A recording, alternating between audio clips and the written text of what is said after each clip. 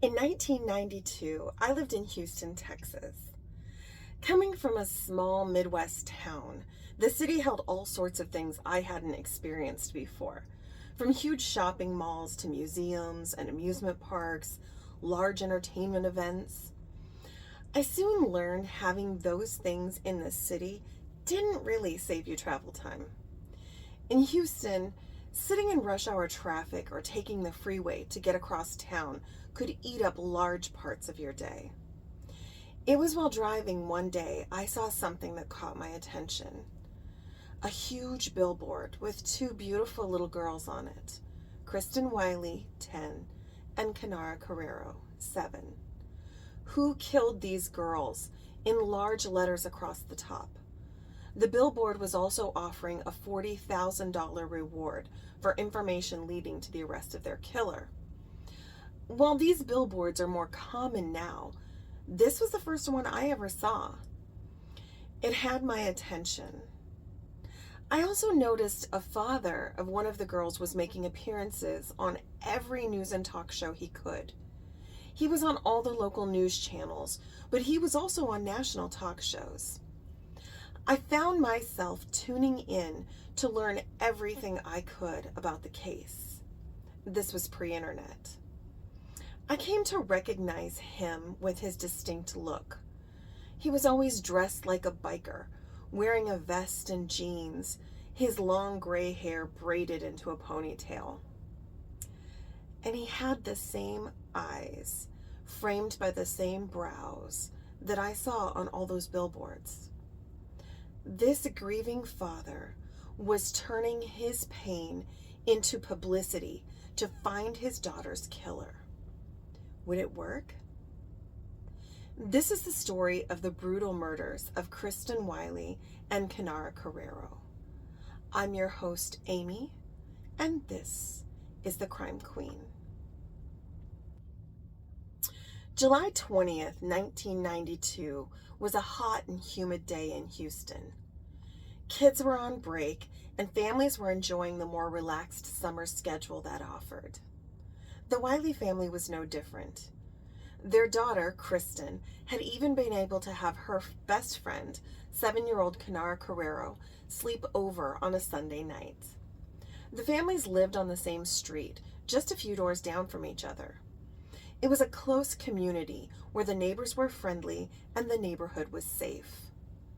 This summer was the first time that Edward and Rebecca Wiley had allowed their 14-year-old son, Jeremy, to watch his sister during the day while they were at work. It was nice not having to hire a sitter, but Jeremy had lots of rules with his new responsibility. He was instructed to keep his sister with him and to lock all the windows and doors. If they needed to be separated, he was to take Kristin to a neighbor's house. He was also asked to make hourly phone call check-ins, although he regularly forgot to check in with his parents during the day. On that Monday, he stayed home with the girls until 3 p.m. Then he decided to head over to a friend's house. This left 10-year-old Kristin and her 7-year-old friend, Kynara, home alone. The girls quickly turned their favorite music on loudly and began singing and dancing through the house. Jeremy forgot to lock the front door as he left and crossed the street to go play Nintendo with his friends. Around 3:30, the boys got bored of the video games and ventured outside to play, tossing a football back and forth amongst the four of them. Jeremy walked over to make his usual check-in and to call his parents. But this was not going to be an ordinary day. When Jeremy returned to his house, he found the front door open and the music still blasting. He entered his home while his friends waited for him on the porch. He walked through the living room and yelled to his sister, "Kristin, y'all better get in here and clean this mess up." There was no response. He started looking through the house for the girls. After not finding them in Kristin's room, he wandered back to his own bedroom, never imagining the horror he would find there. He screamed and bolted from the house, yelling that his sister was dead and begging his friends to come inside and help him. One of the boys followed Jeremy back into the house, but turned and ran when he saw the horrific scene. Two more boys went in, thinking they hadn't checked the girls for signs of life, but were unable to go into the room when they saw all the blood. The girls were lying face down on Jeremy's blood-soaked bed. Jeremy turned 7-year-old Kynara over, and upon seeing the stab wounds to her face, he ran from the room. He called 911 to get help, and then he called his mother. His mother arrived within minutes, following an ambulance into the neighborhood. Kynara's mother, being only a few doors down, saw all the police cars and an ambulance. She walked over to get Kynara while holding her newborn. A college student bound for med school was taking a gap course in EMT during his summer break. The day had been uneventful until the 3:45 call that would burn in his mind forever. The Harris County Emergency Corps were dispatched to a nice middle-class suburb on that hot sunny day. The only information they had was a code 3, which meant man down. As they arrived at the address, the paramedic in charge asked over the radio if there was any further information. The response was, possible full cardiac arrest, 10-year-old female. Thinking he must not have heard the dispatch correctly, he asked, repeat the age? What came over the radio made his blood run cold. 10, 1, 0. The EMTs grabbed the airway kit and monitor and rushed into the house, soon wishing they hadn't. Inside, a crying Jeremy led them back to his bedroom. As the EMT student turned the corner to enter, he heard the paramedic in charge shout, "Stop! We have a crime scene. Back out!" The paramedics took the crying boy outside where Kynara's hysterical mother was approaching the front door with her newborn. They stopped her and told her she couldn't go in. She was asking if her daughter was okay. The EMT student didn't know how he would be able to tell a parent their child was dead. Fortunately, the senior paramedic stepped in and said, "No, ma'am, she's not." With law enforcement on the scene telling the family they had to stay outside, the two paramedics went back inside. The EMT student told to grab the monitors. They had to check for signs of life. The student, who had been slightly annoyed he was pushed out of the room on the initial entry, wished he had been spared the second time.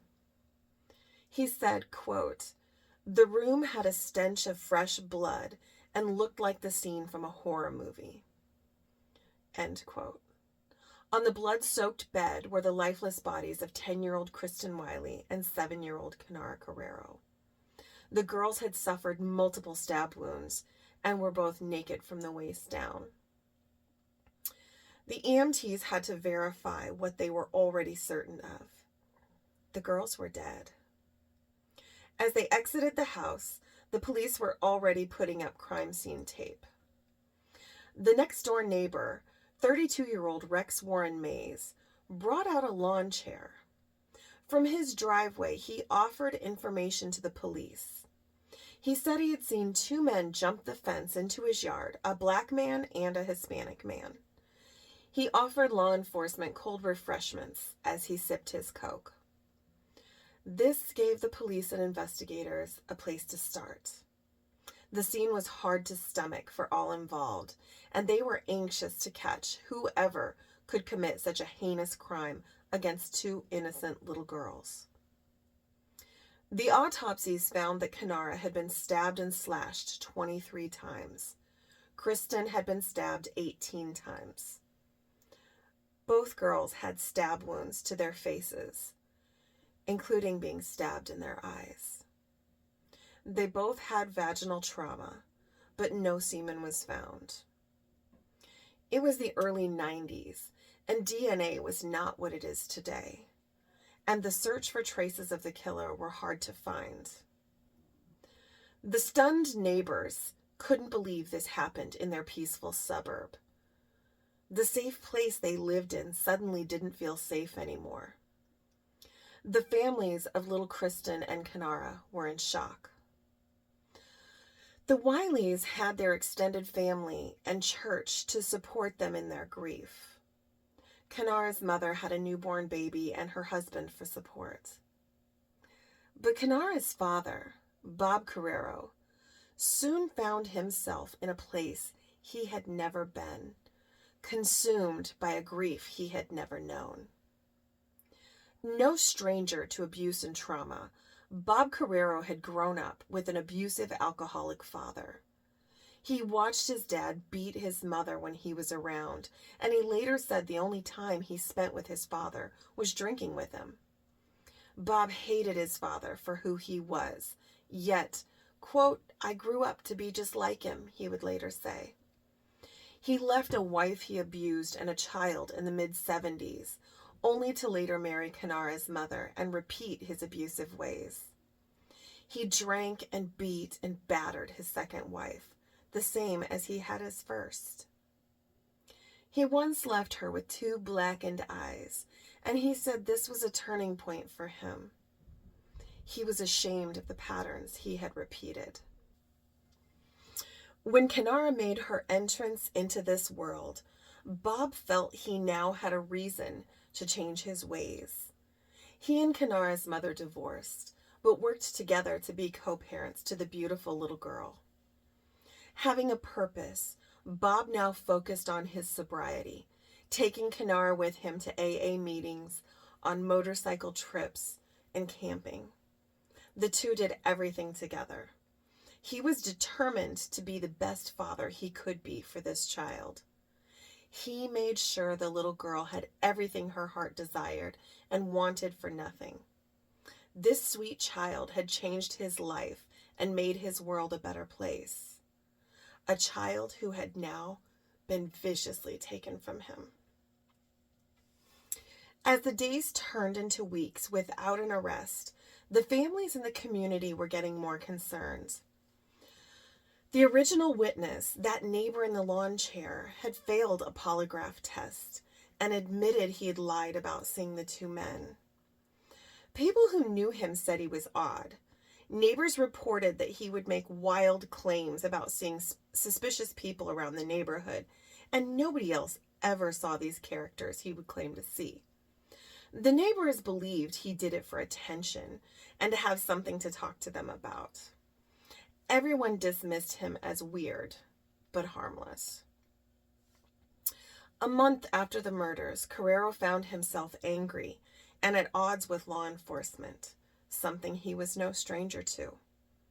The police had many suspects, from the 14-year-old brother to suspicious drifters, to the neighbor who had provided the false eyewitness tip. They were working hard to solve this case.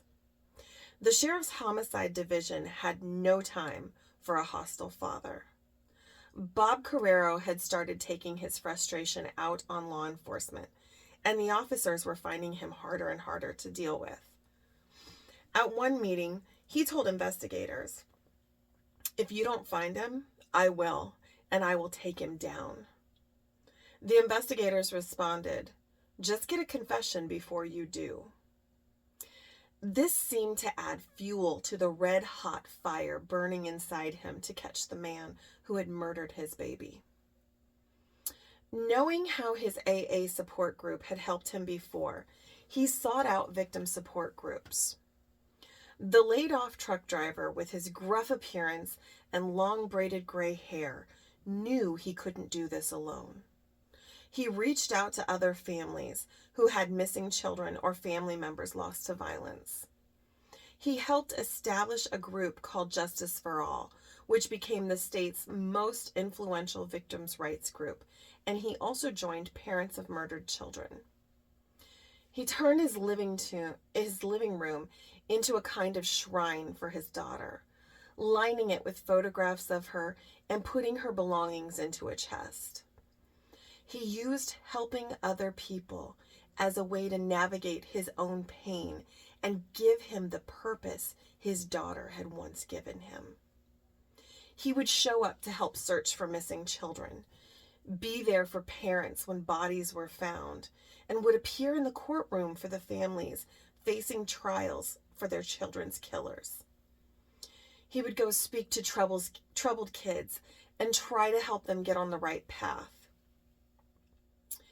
He also used his grief to drive a publicity campaign for his daughter. He needed to find the person responsible for taking his baby girl from him. As the months passed without an arrest, Bob had an idea. Sitting in traffic, he noticed the billboards with ads. He was going to put the girls on these billboards for everyone to see. Billboards went up all over Houston. Who killed these girls? In big letters with the picture of their two smiling faces and a $40,000 reward. He went on every news program, every talk show, and spoke to anyone who would help get the story out and possibly help find the person who killed these girls. With the passing months, the investigators began clearing their suspects, one by one. With each person that was cleared, it caused a bigger spotlight on the one that couldn't be cleared. The one suspect from day one that had just not sat right with law enforcement or first responders. The neighbor who pulled out a lawn chair and drank a Coke while police canvassed the area and other neighbors were in shock. Rex Warren Mays. Mays was a chronically unemployed loner. Coworkers would say he was weird, had a bad temper, but mostly kept to himself.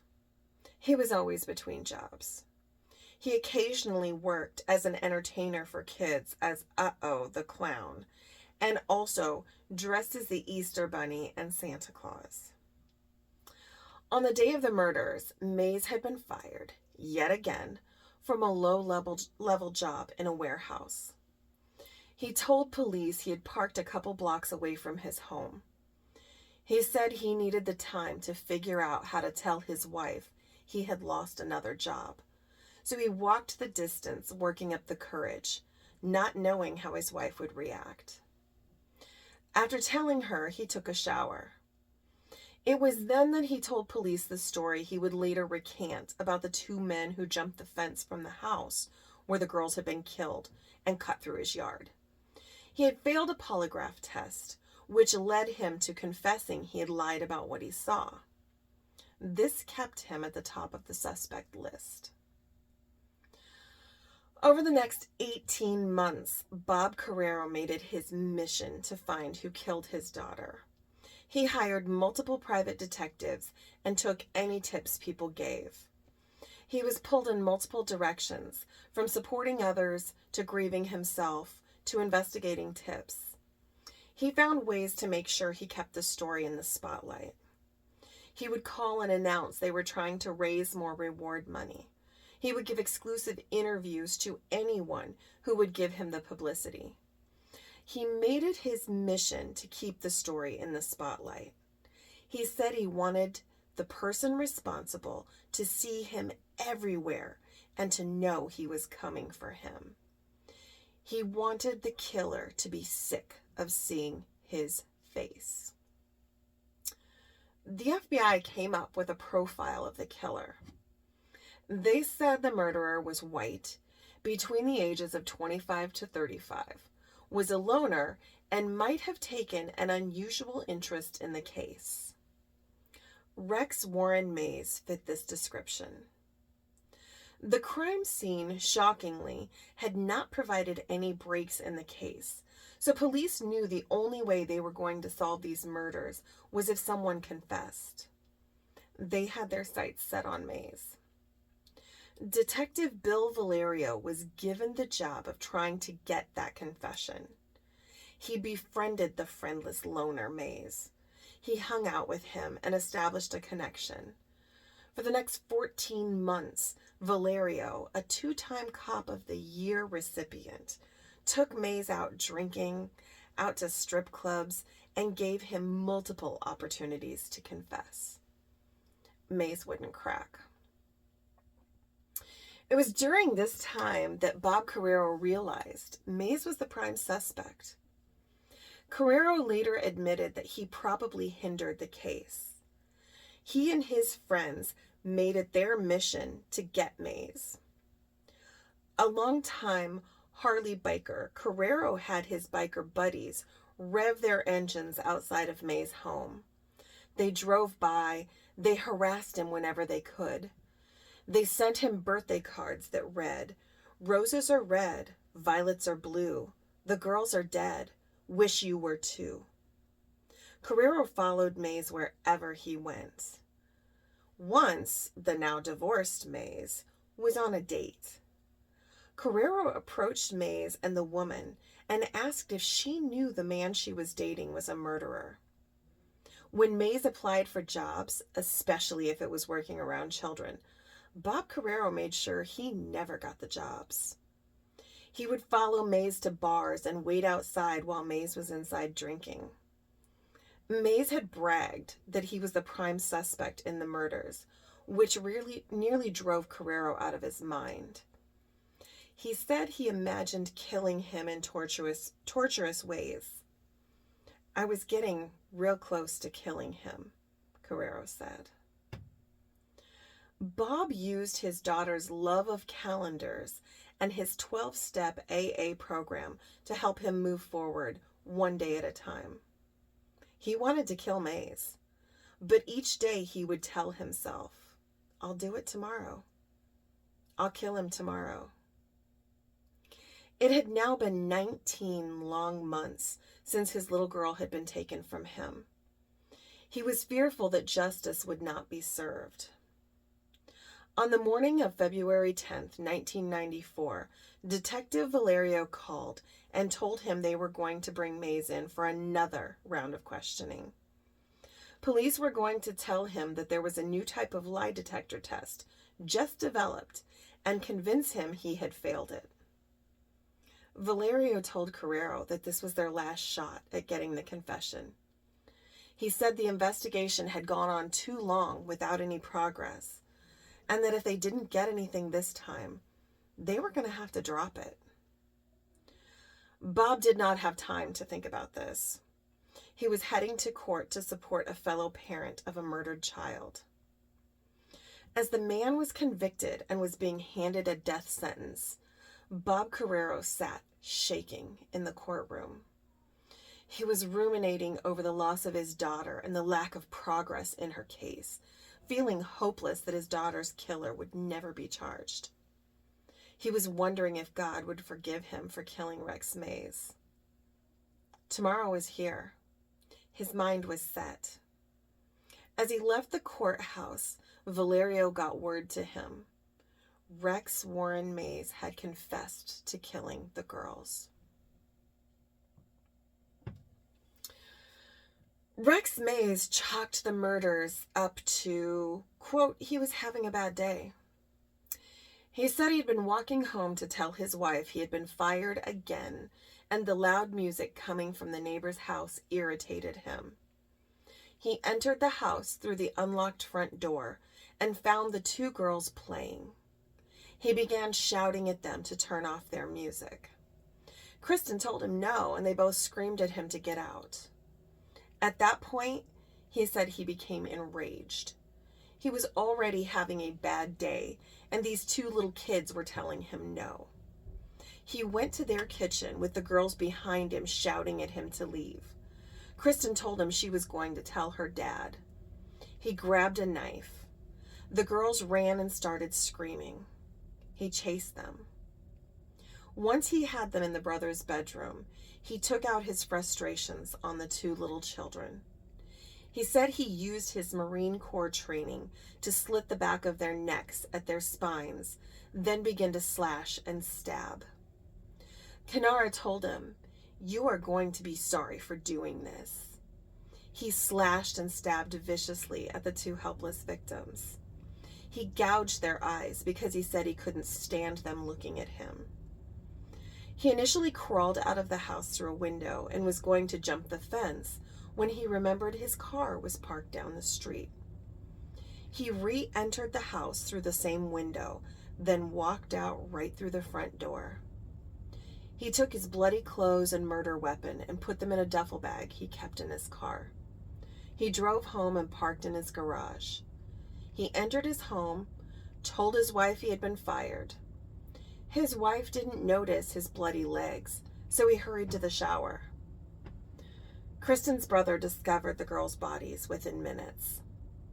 Mays allowed the victim's mother to use his phone to call police, and soon law enforcement was swarming the neighborhood. This is when Rex Mays pulled out his lawn chair and began sipping his Coke. He then offered up the story about the two men. He never admitted to removing the girls' pants, and he never admitted to the sexual assaults. He said he washed the bloody clothes the next day, threw the knife in a nearby ravine, and put the duffel bag in the garbage. Blood traces from his laundered clothes would later be linked to the victim's DNA, and there was also blood found on the privacy fence.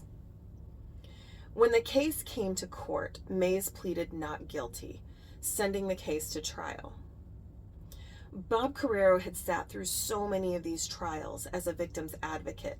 It helped him maintain his composure during the Mays trial.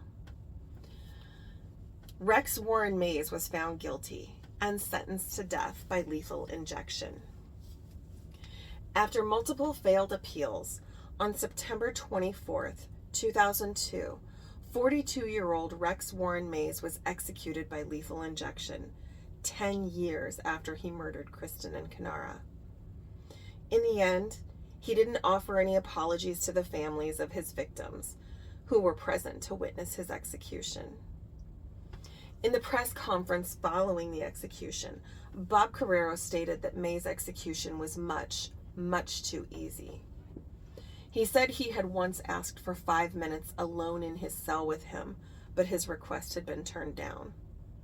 He had prepared himself for Mays to express no remorse for what he had done, and in the end, he didn't. Carreiro said, "I had already decided what he said was irrelevant. I had nothing to say to him, and I'm sure he had nothing to say to me. To murder 2 little girls. He could have cursed at me and it wouldn't have mattered. He could have been apologetic and it wouldn't have mattered. What could I have to say that could be relevant?" He said of witnessing the execution, "I would have gone to the end of the earth to see his end. He was nothing but a child predator. He needed to be removed." Well said, Bob. It is always hard to research these cases.